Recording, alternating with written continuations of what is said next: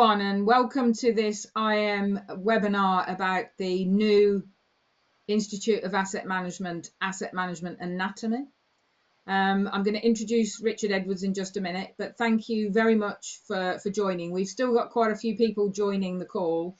We've had, as you might imagine, we've had a really strong set of people in terms of numbers of people registered for the event. So there will be people still joining, but we thought we'd make a start.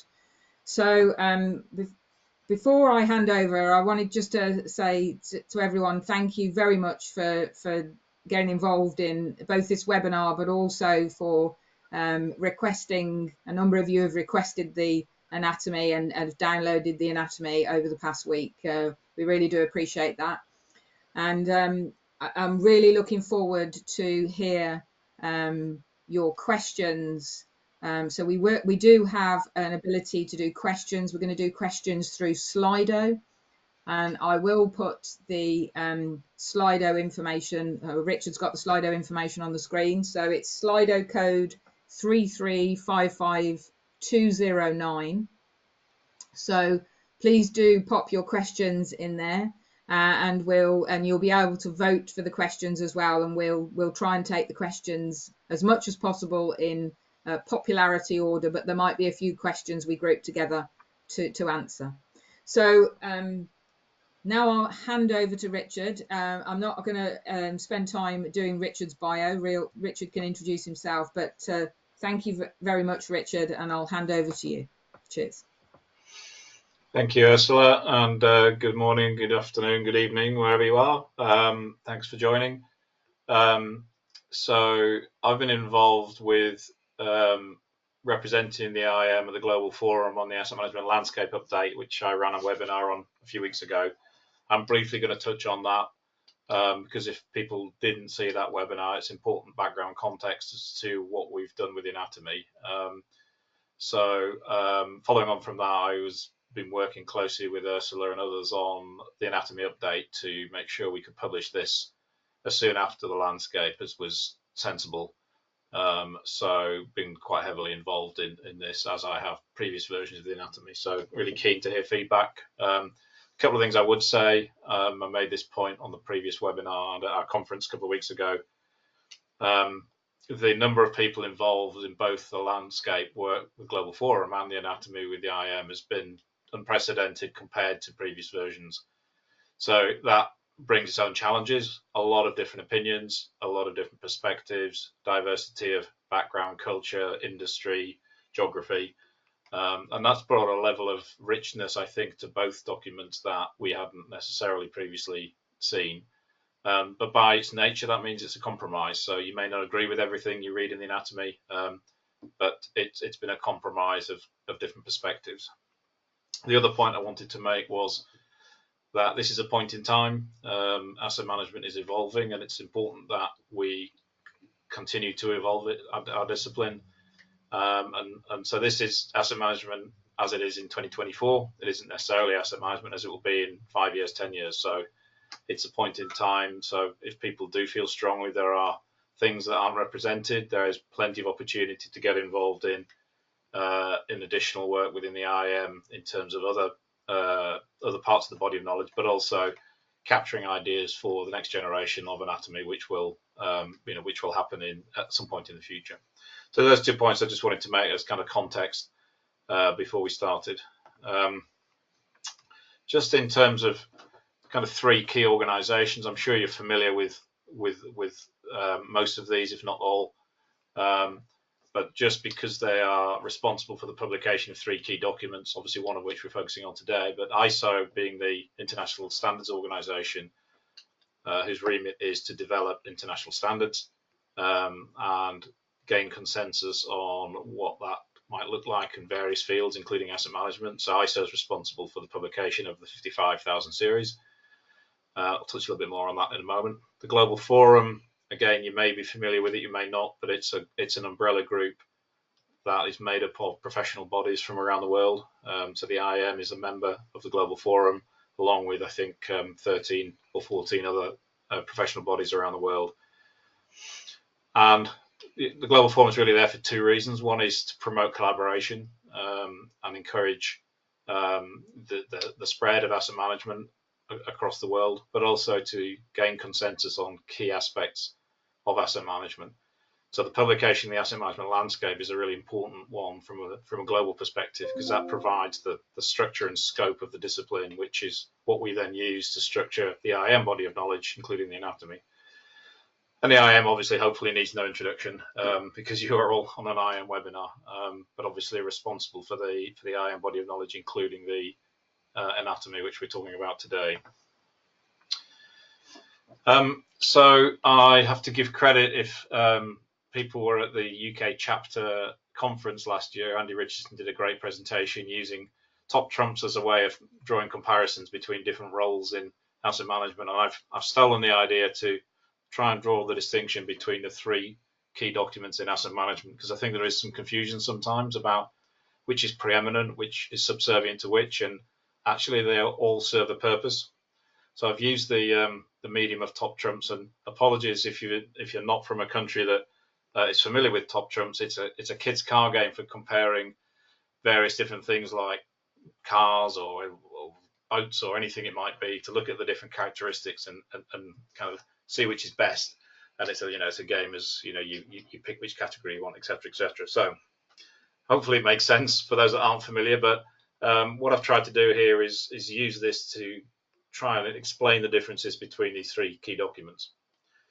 So the first characteristic there, called get badge, is it auditable? Can you audit against this publication? ISO 55001 is a management system standard. It is very much designed to be audited against. You don't have to be audited against it, but you can be, and you can be independently certified. You cannot do that with the asset management landscape or the anatomy. You can use them as the basis for assessments and maturity assessments, but you can't be audited against them in the same way as you can on ISO. So if that's important to you, then ISO is a really important document. Curb appeal, what I mean by that is international recognition. Excuse me. Clearly, ISO has got a brand that's recognised around the world. Global Forum is increasingly getting international recognition, and excuse me, the IAM again, we're increasingly a global organisation, probably doesn't have the international reach of the others. So from a global recognition and international recognition perspective, you'll see there that ISO is kind of very strong in that area. Third characteristic is what I've called handiness, and this is about how practical is it. So by its nature, the ISO is written in particular language for a management system standard. It has to be quite precise, so you can audit against it. It has lots of shall statements. That does mean it's not particularly easy to absorb. If you're new to asset management, I wouldn't recommend ISO 55001 being the first thing you read. It's not really designed for that. It's designed to be audited against, and therefore using management system ISO type language. Global Forum is quite high level in terms of its description of the scope of asset management and the various subjects within that, but it's quite high level. It's not necessarily designed to be used by practitioners, whereas the anatomy is very much designed to be a bit more practical, hands-on. So the idea of the anatomy is something you can pick up and read if you're relatively new to asset management, and hopefully it'll paint the picture of what the discipline's all about and what the structure and scope of the discipline is. Reach, what I mean by that is the scope and the breadth. So ISO, by its nature, is only describing the requirements of a management system standard. It isn't describing the whole discipline of asset management. The landscape, that word was deliberately chosen because it's something you can't quite see over the horizon, and it's continually evolving. So the breadth of the whole subject of asset management is covered by the landscape, but only to a certain level of detail. It's quite high level, describing the kind of what is asset management as opposed to how you do it or how you might implement it or any practical guidance in that area. Whereas the anatomy gets into much more detail around the kind of practicalities of what this means in different contexts with examples and diagrams, etc. Support is around the level of detail, the guidance. So ISO 55001 itself doesn't have any guidance, but there is an accompanying document 55002 which contains a lot of guidance about the application of the standard. Again, the landscape doesn't really get into much detailed guidance. That's up to the professional bodies who are members of the Global Forum. Now, to some extent, the anatomy does that, but that only goes so far. We have the subject-specific guidelines and other publications that really get into the detail of practical guidance about case studies and how to. So the anatomy is only going to go so far, but it does go into more depth than the landscape does. And then in terms of benefits, there's a lot of work being done looking at the benefits of applying asset management, and getting certification to ISO 55000 will take you so far in terms of delivering benefit. But it isn't really designed to describe, the world's perfect organization doing optimized asset management. That's not its purpose in life.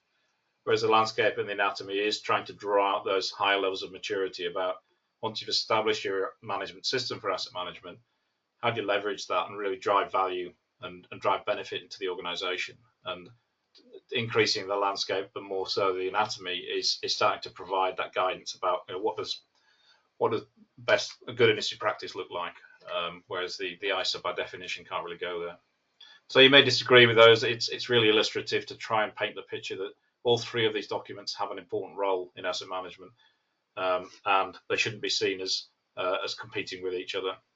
The only real relationship between them is that the anatomy follows the scope description of asset management as described in the landscape. So there's a relationship there, but otherwise you shouldn't really see them as subservient or reliant on each other. They're there to serve different purposes. I mentioned maturity. If people aren't aware, there's a maturity guideline that the Institute of Asset Management published, updated relatively recently, that goes into much more detail about the difference between a management system and the increasing maturity, and also reflects on the fact that higher levels of maturity are different in different contexts. So what might be right for one organization in terms of world's best practice might look very different for another organization. Whereas from a management system perspective, those requirements tend to be pretty common, hence the role of the ISO there in the middle.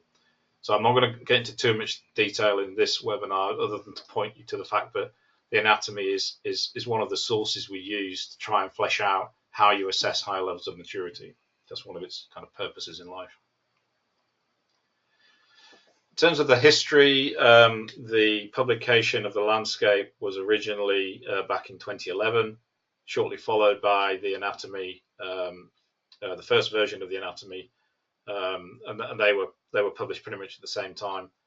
When the first version of ISO 55001 was published, both the landscape and the anatomy were updated to reflect the guidance and the thinking and the principles that had been developed within 55001. There was a minor update of the anatomy a couple of years after that, just to reflect some additional thinking. But by and large, those three documents have been around for the last decade or so, have proven very resilient and useful, and lots of people around the world have used them. But a decade's a long time in asset management. So it was recognized back in 2021 that the landscape, and the ISO should be reviewed. Those reviews were started around the same time in 2021, and you can see it's been quite a long process of gathering feedback, setting up working groups, etc., to understand what changes should be made. And once those changes had started to mature, then we initiated the anatomy update project so that we could launch that pretty soon after. So quite a lot's changed, as I said, in the last 10 years, and that's hopefully been captured in the current version of the anatomy. In terms of publication dates, it's been a busy few weeks. The landscape was published a month ago on the 5th of June. The anatomy was published this week on Monday, and the ISO published 4 of the 6 documents that are coming out this year on Wednesday of this week. So it's been a busy week in the publication of asset management.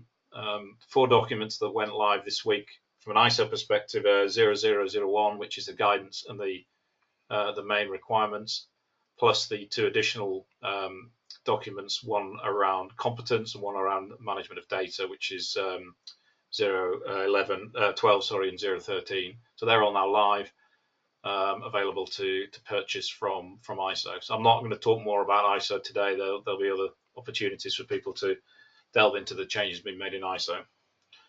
I did just want to quickly recap for those that haven't seen my previous webinar on the landscape, some of the changes that have been made in the landscape, because that's important background as to why we've done what we've done within the anatomy. So landscape 3, as I said, that's the document that describes what were the 39 subjects. For those that were familiar with the old landscape 2, those 39 subjects were organized into 6 subject groups. For the purposes of the landscape revision, there were 7 groups identified, and I'll run through those. They were identified from a working group perspective as the logical groupings of subjects to go away and review what was the feedback on current subjects, what's changed in the last decade, what could be updated, etc., etc. So I'll just run through these briefly because this is important in terms of the changes to the anatomy. I would say they don't focus too much on these subject groups. They're not the way the anatomy is going to be structured or the IAM body of knowledge. It's the way the Global Forum chose to organise the writing of the landscape. So the first one is about context and stakeholders. The main headline in this area is that organisation, purpose and context has been drawn out as a new subject. It was always there, but it was more a subtext to other subjects, whereas there's a recognition now that this is so important in terms of asset management, really helping to help an organisation achieve its purpose within its context, that it's been drawn out as a subject in its own right. Where there aren't any markings on these, then largely those subjects, the scope of those subjects hasn't changed, although the content has been updated to reflect latest thinking. Second area is around governance. In this area, the asset management system has been called out as a specific subject. It was always a bit of a gap in the old landscape and anatomy, and we sometimes talked about subject 0 being the asset management system. It's been drawn out now as a specific subject area within the landscape, and therefore reflected that in the anatomy. So that's a new subject. And the other change in this area is that management of change has been split. There was some feedback that change management relating to the organisation and change management relating to the assets within the organisation were 2 distinct areas of capability, so have been drawn out separately. So you'll see the other half of this in one of the later groups. Asset management planning is an area where there was quite a bit of change in terms of how the subjects are structured. So planning, if you recall from current anatomy, strategic planning and asset management planning were 2 separate areas. They've been drawn together as one area called planning. And decision making, there were several decision making subjects within the group. The CapEx and OpEx decision making have now been brought together into a single decision making subject. Lifecycle value realization, which was an area, is as it was, although updated. And then the other change in this area was that resource management and shutdown strategy management used to be separated. So resource strategy was part of decision making, and shutdown strategy was part of decision making, and the management was in lifecycle delivery. They've been effectively combined from 4 subjects into 2 subjects within that asset management planning area. Within leadership and people, as I said, the first one, the organizational change management, has been separated out from management of change as a new subject, and a new subject's been added around knowledge management. So they're both new subject areas within that group. The other subject areas, as I said, the scope is largely unchanged, but content updated. In terms of data and information, other than configuration management being brought into that area, it's largely unchanged from a scope point of view, but a lot of update in terms of this is an area where there's been a lot of development in the last 10 years around the whole digitalization agenda and digital twins and what have you. So there's quite a bit of updated content, but structurally it hasn't really changed that much. Delivery, similarly, not a lot of structural change there. Those subject areas largely as they were in old landscape, old anatomy. And then in the final area, two new subject areas, outcomes and impacts. This is a really important addition where we always talked about asset management being the realization of value, and we talked about that's the whole point of asset management, but we didn't actually have a subject that examined, did you deliver what you said you were going to deliver in terms of outcomes? So that's been drawn out now as a specific subject area. And continuous improvement was implied and included in other subjects in the original landscape and anatomy, but it's now been drawn out as its own subject area. So quite a lot of kind of change to to unpack there. And if you haven't yet had a chance to download the landscape or the anatomy, that might all be a little bit much in in 5 minutes, but it hopefully gives you a bit of a flavour of what's changed and therefore what's reflected through into the anatomy. Excuse me, I'll just take too much talking today. If you do want to download the asset management landscape, there's a QR code there. Will take you to the Global Forum website, free to download. When I ran this webinar a month ago, when we launched the landscape, it was only available in English. It's now available in, as you can see there, French, Portuguese, Japanese, Mandarin, and Arabic and Spanish are coming. So been a real kind of global community working on this to make sure that it's available in the languages, the priority languages there being members of the Global Forum. If you haven't had a chance to scribble that down, if you just Google Asset Management Landscape Global Forum, you'll find it easy enough. So on to the kind of main subject, which is the anatomy, published on Monday. I'll share a QR code a little later if you haven't yet downloaded it, but again, it's pretty easy to find if you Google it. So I don't know how familiar people are. I know it's a widely downloaded document, but for people that maybe are new to what the anatomy is, a couple of slides just to kind of a really simple level try and kind of articulate what the anatomy is. And this is text that's actually extracted from the anatomy, so you'll see this in there. So the first one is kind of trying to draw a bit of a sporting analogy there to say, if you were trying to describe football or soccer, if you're in North America, to someone who's never seen it or been to a match or tried to play, it can be quite hard. But it's quite a simple game. When you think about asset management, it's quite complex. It's a bit abstract at times because we're talking about concepts such as value. It's harder. So the asset management anatomy is really trying to answer that question from an asset management perspective. You know, what is asset management? What isn't it? What's the context about where it's come from? What are the key principles? What are the benefits and implications of adopting this? Why should we care about this approach? Why does it provide benefit to organization?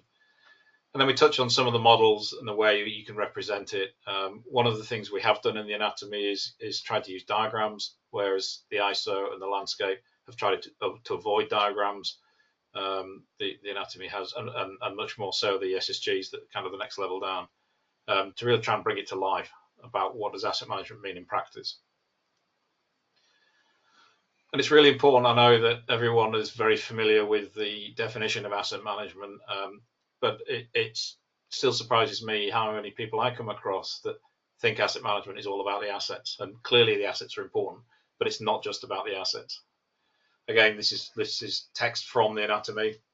So unless it's a thing of beauty, an asset is just a means to an end. Obviously, if it's a work of art, there's a slightly different context you're thinking about. But if you're talking about physical assets within a typical industrial or organizational context, an asset's there to achieve some kind of end. So it's the value from assets that's important, not the value of the assets themselves. It's the value you get from them. And you only get that value from them if you treat them right. And that's easier said than done, but that's what asset management's all about. And also assets can quickly become liabilities.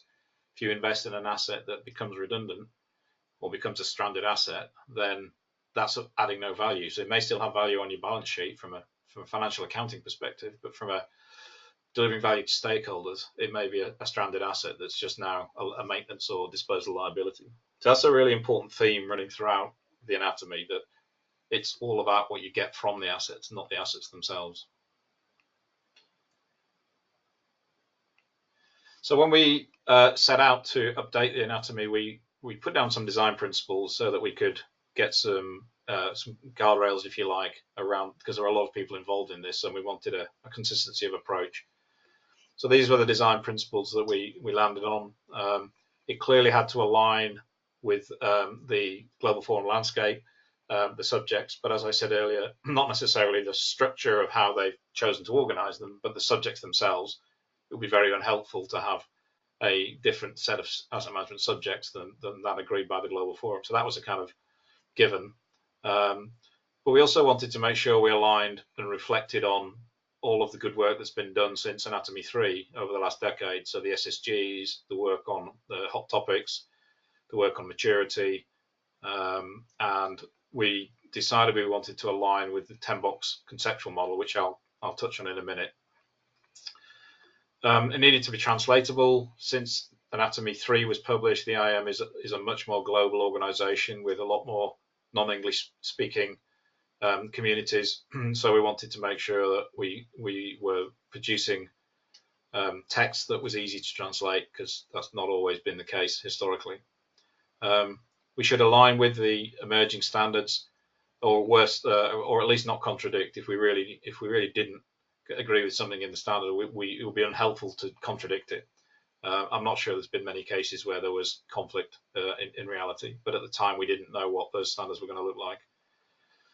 And we also need to think about the implications of this. So any change to the landscape, the anatomy, has a knock-on consequence to everything else the IAM's doing. So we need to do that with our eyes open.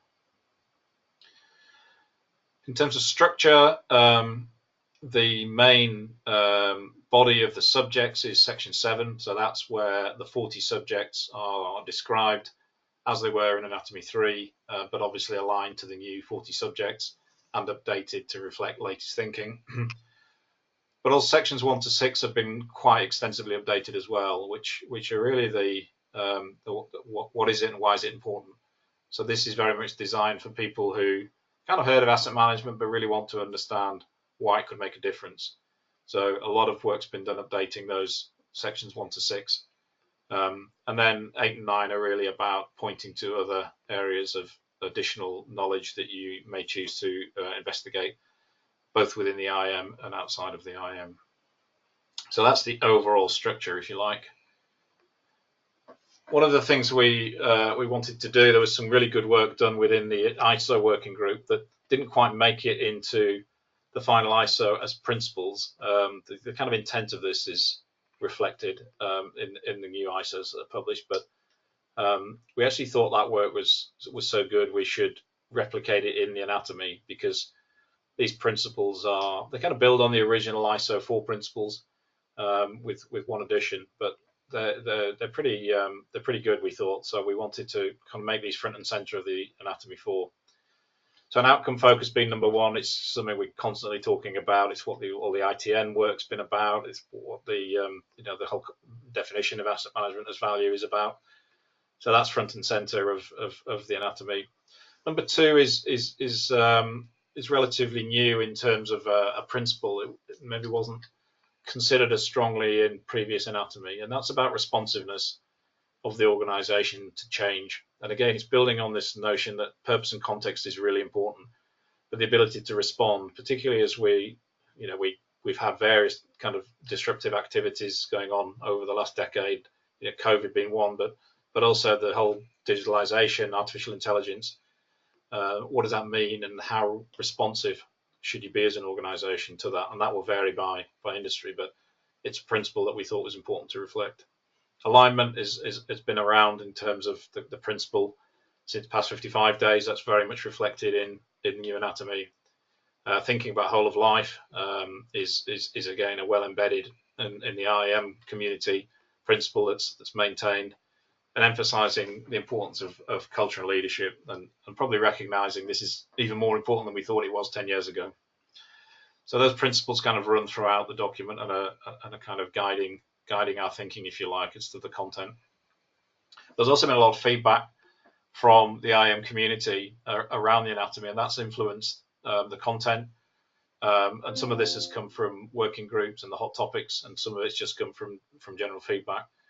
But the evolution understanding of measuring value, the 6 capitals, and various ways of actually measuring outcomes and monetizing value. There's been a huge amount of work done on that over the last decade, and that's been reflected in the content. A lot more around exploring the benefits and trying to articulate to those that maybe aren't technical experts in asset management why this is important. It explores how we can use an asset management approach as an integrating framework, if you like, for addressing some of those key challenges that we're facing, like climate change, resilience, global threats, cyber security, more demanding customers, etc., etc. The list goes on. Asset management can provide a framework to transparently and coherently look at all those different demands on an organization. So that's again a theme that's stronger in the anatomy than it was. We've taken account of the great work done in on the circular economy and the climate change and resilience working groups to reflect the end of life of asset isn't disposal. There's a lot more consideration needs to be given to repurposing and the circular economy. Impact on digitalization, that's obviously been a big change in the last 10 years, and the consideration of data as an asset in its own right is something that's obviously a lot more prevalent now than it was when Anatomy 3 was published. And a little bit more around different ownership models. So we've had people in the IAM community who may be an asset owner, but they're very hands-off. So it may be a pension fund that owns an infrastructure business. That's one end of the spectrum. At the other end of the spectrum, you've got like a facility management organization who is managing an asset on someone else's behalf, and then you've got everything in between. So we've tried to put a little bit more around, a little bit more guidance around what asset management means for those different perspectives of asset ownership. From a structural point of view, I'm sure most people are familiar with this. Excuse me. It's been around for at least 15 years. And it's stood the test of time pretty well in terms of organizing structure. Excuse me. But when we developed updated the guidelines on maturity a couple of years ago, we recognized that there was a slightly broader perspective that would be helpful to look at. And that kind of was the origins of the 10-box kind of capability model as it's described. So you recognize the 6-box model DNA there in the middle, but what we've done is drawn out certain aspects of asset management, which is now recognized are probably got a greater importance than we recognized 10, 15 years ago. So purpose and context, as I said earlier, has been drawn out as an area in its own right, to really focus on understanding the external considerations an organization needs to be aware of, and its purpose, what it's trying to achieve for its stakeholders. Leadership and governance has been drawn out. As I said, we've reflected on feedback, but how important that is to making asset management successful in an organization. You'll see the middle area is largely the same: organization, people, strategy planning, decision making, information management, life cycle. Risk management has been split out from review and continual improvement. That's been something that people have commented on from day one, and I think there's a recognition that that's a helpful thing to do. And then value and outcomes, as I said earlier on, that's an area we were a little bit silent on in Anatomy 3. Not about the importance of it, but actually the measuring of it and actually demonstrating that you did deliver what you said you were going to deliver. You didn't just build a load of theoretical capability that might deliver it in the future. So important to say that the 6-box model is still a perfectly valid way of describing asset management. We're not saying to people, rip up your SAMP if you've used it and rewrite it with the 10-box model. It's an evolution, and like someone famously said, all models are wrong and some are useful. It may suit you to continue to use the 6-box model. That's absolutely fine from a kind of IAM point of view. All we're saying here is we've chosen to use the 10-box model to provide the structure for the anatomy, because it it lends itself to those changes that the kind of front end and back end of asset management have got a greater emphasis than they used to have. So by no means we're saying the 6-box model is invalid or wrong, but this is just a better structure for the new subject areas. I'm not going to go through this in detail. You can see this for yourself when you download the anatomy, but this is the 40 subjects that I went through earlier in those 7 columns, aligned with the 10 capabilities that were on the previous diagram. So you'll see it's not a kind of equal split of subjects. Some are very busy now. Strategy and planning in particular has a lot of content in it. And asset management decision making, although it only has 1 subject, it's a very big subject now because the Global Forum combined those different areas. So from a kind of pages per subject, when you look at the anatomy, you'll find decision making is quite a big subject area in terms of content compared to some of the others. But this mapping works pretty well, we think, and there's no right way of doing this. I'm sure everyone will find something they don't like in the mapping or the 10 boxes, or there's always going to be. But as I said at the beginning, it's about a compromise and finding something that works best from everyone's different perspectives. So that's the mapping. As I said, there's a lot more detail in the actual document than there is here. This is just the kind of high-level mapping. A lot of people have been involved with this work, not just the anatomy, but the landscape that predated it. So a lot of the people who volunteered to support the landscape and led those Global Forum working groups on behalf of the IAM also found themselves volunteered to do the same for the anatomy. So huge thanks to them and some additional people involved. This is by no means a comprehensive list of everyone that's been involved. It's just those that are kind of actively written. And if your name's missing, apologies. It's hard to always get this right, but acknowledging there is a much wider pool of people who've contributed to the thinking, have reviewed content, provided input. So it's been a big effort from a lot of people, and I hope when you actually look at it, you think that the outcome is a significant improvement on previous version. But yeah, huge thanks to all of the volunteers that have put their time into this.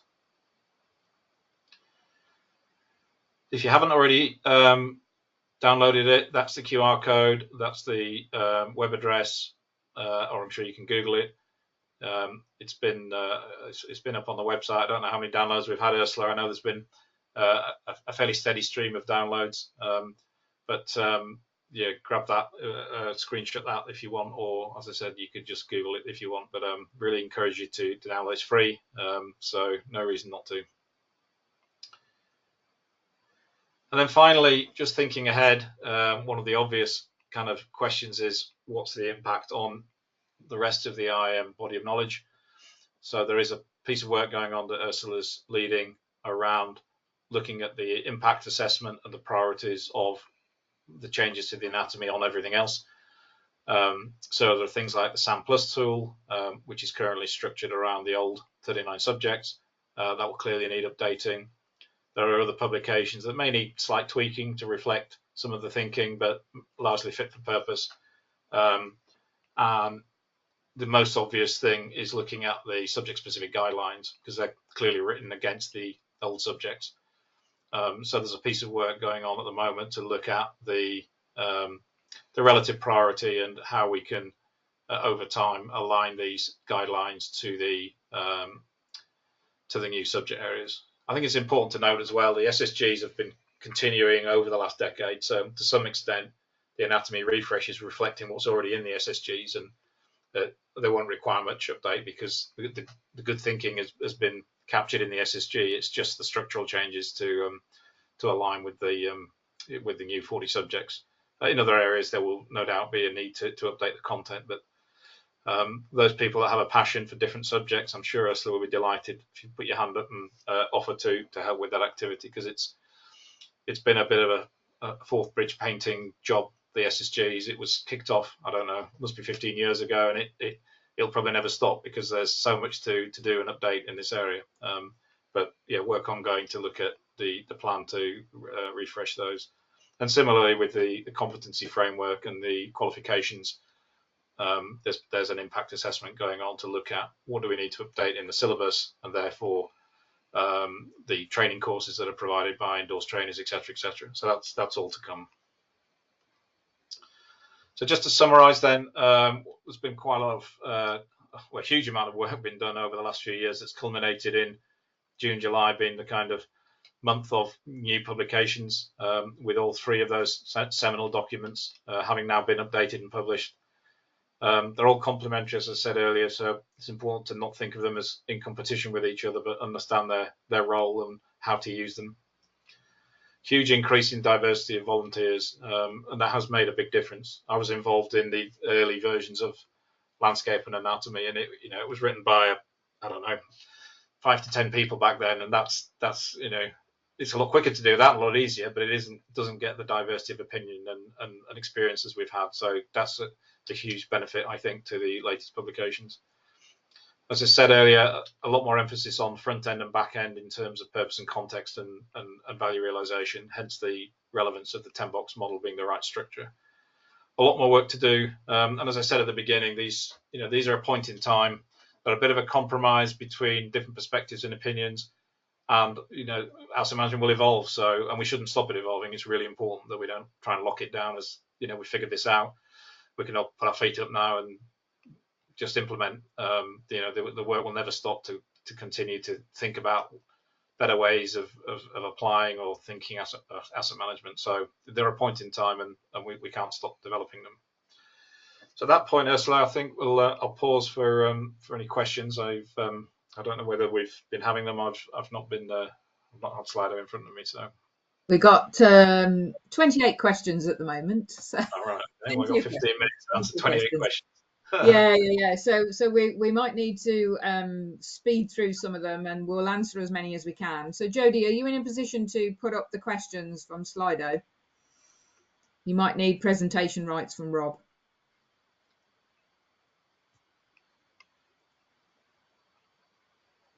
So Jodie's going to put them up so we can see which questions we're answering. So the first question is an easy one. I have been answering it in the chat. A copy of the presentation deck and a recording of the webinar, they will be available on the knowledge area. We'll make the recording and the slides available. So that one done. Okay. Ursula, my questions are really tiny on my screen, so I can't okay. So do you want me to read them out? The next one is when I figure out how to make it bigger.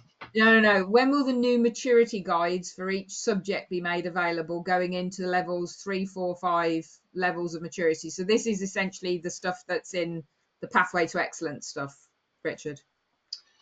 Yeah, so that there's no current plan to update that as such, because although it was written around the old subjects as the source, it was structured around the 10 subject areas. So to a large degree, we've already kind of baked that into the current maturity guidelines. I think we probably should take a look at it as part of that wider review.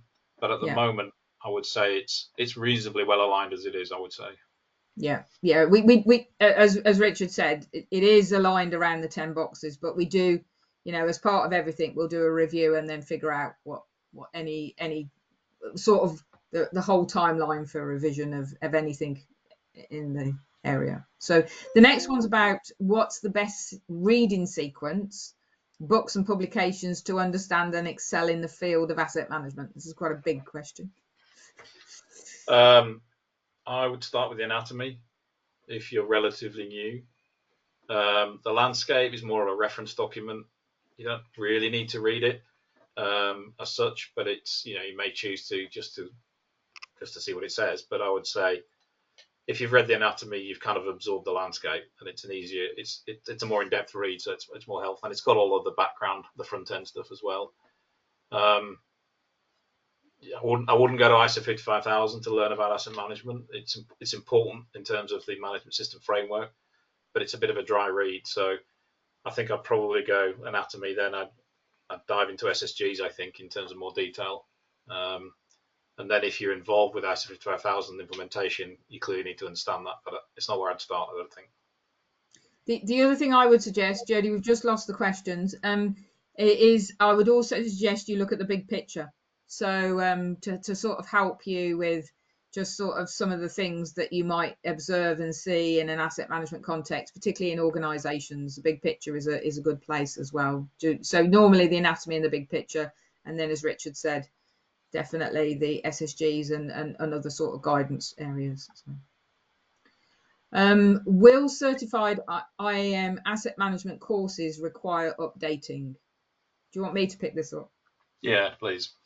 Yeah, so we've got obviously the certificate and diploma. It is an intent of ours to look, to review, and where necessary, revise the syllabus for the certificate and diploma, taking account of the changes that have happened with the landscape anatomy and also with the ISO 55001 and other publications. So we will be looking at it. We do have a prioritized list of review and revision plans for all the professional development resources. So we will be looking at it, but we don't know the extent to which we will make any changes at this current point in time. But we will give plenty of notice for any changes. There was a question that popped up saying, and it's a bit later on, but I think we'll take it now, is for those of you who are certified, will you need to resit the exam? No, we're not. If you've got a certificate and diploma, you've got a certificate and diploma. It's a qualification. You won't need to resit it, but we may look at things that will help people to learn and develop their understanding in areas which may be an evolution of asset management or new areas, but it won't be a resitting your exam. Oh, I can read them now, Ursula. I've figured out how Okay, to do it. excellent. Sorry, Richard. That's right. So the next one was around the diagram. So there is a diagram in the anatomy that origins are actually the original ISO 55000 guidance document, which shows the relationship between the asset management system and asset management as a discipline. And that's quite a good way of thinking about the relationship between ISO 55001 and the landscape stroke anatomy. So landscape and anatomy you can think of as the same scope but different levels of detail. So you could say they cover the asset management circle. So this might not make sense without the diagram in front of you, but there is a diagram in there that tries to differentiate those the difference there. Yeah, Marie, it's called the onion diagram in the anatomy. It's one of the earlier diagrams in there, and it's got some circles that are sort of gradually increasing circles. But as Richard said, it comes from the ISO. Next question's about the arrows. So this is the endless debate: arrows or no arrows. There seems to be it must be the type of personality you are. You either like arrows or you don't like arrows, because there's probably an equal number of people who wanted to keep them and wanted to get rid of them. In the end, the view was to take them off. The sort of, if you think about the value chain, and the asset management maturity guidelines sort of describes this in a bit more detail, and it is reflected in the anatomy text as well. You can think about the 10 box diagram as a value chain left to right, or sort of top left to right, where your purpose and context is what are you trying to achieve to deliver to stakeholders, and then left to right is the value chain, ultimately delivering value with supporting enabling activities around it. You can also think of it as plan, do, check, act as well. So depending on which kind of lens you're looking through, you draw the arrows differently. So there's an attempt to describe that in the anatomy about how you can use the 10 box model from different perspectives, and that's why really the decision was made to drop the arrows. But it was, there is an argument for them and an argument against them. What do I mean by asset management will change in 5 to 10 years? When the principles of asset management always remain the same? Maybe. I think the content of asset management will certainly change in the next 10 years, like it has the last 10 years. The fundamentals probably won't change, but if you think about that new principle of agility or responsiveness, that wasn't defined 10 years ago. Not to say it wasn't recognized, but it wasn't brought to the forefront in the way it is now. So I don't think we're going to start saying asset management is not about life cycle, it's not about value. But it may be that some new principle emerges as a really important way of thinking about asset management that we'd never really thought about. So I think it will build on what's there. It won't replace what's there. So I think what's here is here to stay, but it will evolve and potentially broaden in its thinking. But I don't know. I'm predicting the future, which is always dangerous. Next one's around competency framework. Do you want me to? Do you want me to do this one, Richard? So we have been reviewing the competency framework, and we've completed the review, and that was taken to the IAM Council in June, and it also went to the IAM Board in June.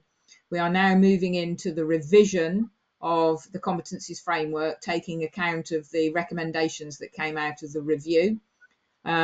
It is a pretty big area to revise. It is. We did agree in the recommendations that it was evolution, not revolution. So it will be an evolution of what we've got, but we did need to see some of these publications to just take into account what they were saying before we could move forward. So we will be moving forward over the next 6 to 12 months to get the competencies framework updated. We know we do want to move with it as in a reasonable pace, but we also need to do it to make sure that we do it justice. So that's the answer. Next one's about information strategy with links to ISO 15650. I know the content of the information management areas has been updated, including our digital hot topic team, who are very aware of that ISO. So I have to say I'm not the expert in that particular area, but I know it's been referenced, and the guys who updated it are very aware of that. Whether it's specifically called out, I'm not sure. So I don't know if you are. Specifically, I'd have to look at the specifics, but certainly we do talk about BIM in the anatomy, and we also when we look to review the SSG in the area of data information and information, which is one of the areas we will be starting in the autumn winter time, then we will be taking a good look at all of the evolution of the areas that have developed over the past sort of 5 years or so since that document was first issued. So definitely will be included in the SSG. As you can imagine, there was lots and lots we could have included in the anatomy, but we had to sort of draw the line somewhere about how much detail you got into. So. Okay, next one's a comment. Good to hear from you, Patrick. It's a long time since we spoke. Thanks for the observation. I don't think there's a question to answer, but yeah, thank you. Planning of updating the qualifications. Did you answer that already, Ursula? I think I've well, let me just, so once we've looked at the syllabus, we will be looking at the IAM qualifications, but again, we'll give plenty of notice about anything associated with the IAM qualification and any changes in that area. Okay, next one is around faults from Ross. Fault response is part of incident response. It's just a title that's making you think it isn't. So it's effectively the same scope as it was before. And Ross, just to add, we have done a mapping of all of the SSGs, the existing SSGs, into the new SSG subjects. So if you go over to the SSG page, you'll find that mapping.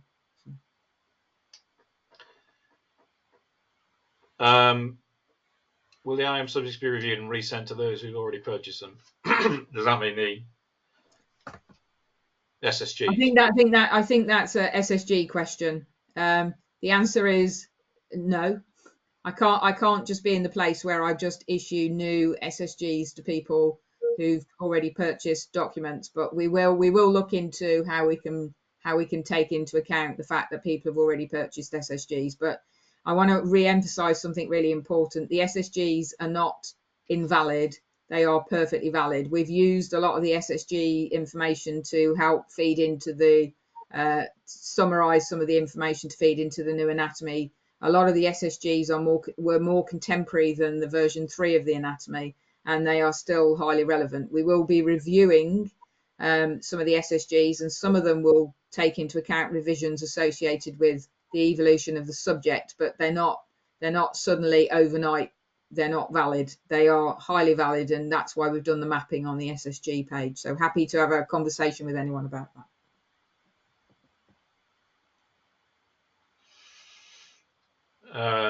There's a couple on certain dip here.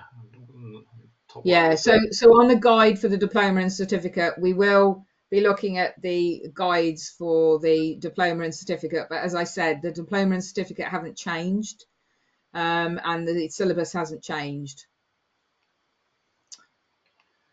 Okay, next one is a note about a value framework emerging out of the rail sector. I don't know if that's the UIC one that I'm familiar with, but maybe another one. But just a pointer there for people who are interested in developing value frameworks. One of the things I didn't say in the ISO update, but there is a more explicit requirement around value frameworks now. So this whole way of how you structure and define and measure and demonstrate value, there's much more emphasis in the anatomy, but it's also an explicit requirement in the new ISO as well. So the whole value framework concept is getting a lot more focus than it did before. Yeah. Terminology and information management, and asset knowledge management using the AMP qualification. So I think asset knowledge management is a reference to the competency framework, terminology-wise, but in essence, it's the same thing. It's just using the terminology from the competency framework. I don't know, Ursula, if we're updating that language in the refresh. So we will look at the competency framework and obviously look at the wording that's used in the anatomy and in any of the other publications. But we also won't necessarily just adopt the 10-box model, because what you're developing with a competence framework is the areas around competence. It's not necessarily we'll just replicate what's in the 10-box model. I'm happy to have a deeper conversation with anyone about the sort of thinking around that, because it is something we've been thinking about for a while. Okay, and we've probably got time for one more. KPIs. I know there's work within SSGs on this, but I would also draw your attention to, there's a Global Forum project which has developed a bit of a framework to try and assess different KPIs and how they measure different aspects of asset management performance. So if you Google Global Forum KPI project, or just go on the Global Forum website and look at projects, there's actually a bit of an online tool there. But so I'm not sure which SSG KPIs is covered in, but I don't know if that one's published yet. KPIs will put up, some of it will pop up in monitoring, I think, Richard, in the new monitoring. So it will pop up in some of the areas around. So there's some work going on the SSG that will become monitoring at this very moment in time. It's in progress. All right, I'm conscious of time. Do we want to try and take the rest offline? We'll try and take the rest offline. There was a question about translations. We are liaising with a number of our chapters and a number of other people about translations. So your question about the German version of the anatomy, the plan with Mike Beck was he was hoping to get something ready for the conference in November, for the German conference in November, but I won't promise that, because it's not just down to me. It'll be down to our chapter and our volunteers. So if anyone wants to get in contact about translating, please do get in contact with me. Thank you. So I just wanted to say a final thank you to everyone for joining. Thank you, really appreciate it. And a special thank you to Richard for hosting the webinar today. Thank you, everyone. Thanks, everyone.